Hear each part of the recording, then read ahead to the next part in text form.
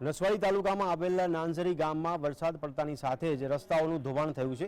રસ્તાઓની હાલત એટલી ખરાબ થઈ ગઈ છે કે ગામના લોકોને આવન જાવનમાં પણ મુશ્કેલી પડી રહી છે। ગામનો રસ્તો વરસાદના પાણીમાં ભાંગીને ભૂક્કો થઈ જતા ગામમાં 108 એમ્બ્યુલન્સ પણ આવી શકતી નથી। જો કોઈ બીમાર પડે તો તેને ઉપાડીને લઈ જવું પડે છે। તેથી ગામના લોકોએ તંત્ર સામે રોષ ઠાલવ્યો છે। ગામમાં ત્વરિત રસ્તો સુધારવામાં આવે તેવી તંત્ર સામે માંગ કરવામાં આવી છે। ઉલ્લેખનીય છે કે રસ્તો પંચાયત માર્ગ મકાન વિભાગનો હોવા છતાંય તંત્રના અધિકારીઓ ગામે ન પહોંચતા લોકોમાં તંત્ર સામે આક્રોશ જોવા મળ્યો છે। દર વર્ષે અમારે આ પોઝિશન થાય છે। 2 વખત વરસાદ ધોધમાર પડવાથી અમારા ગામનો રસ્તો પૂરેપૂરો ધોવાઈ ગયો, બાઇક જતી નથી અને કોઈ બીમાર કે કોઈ ડિલિવરી હોય તો અમારે ઉંચકીને ખાટામાં લઈ જવાનો વારો આવે છે।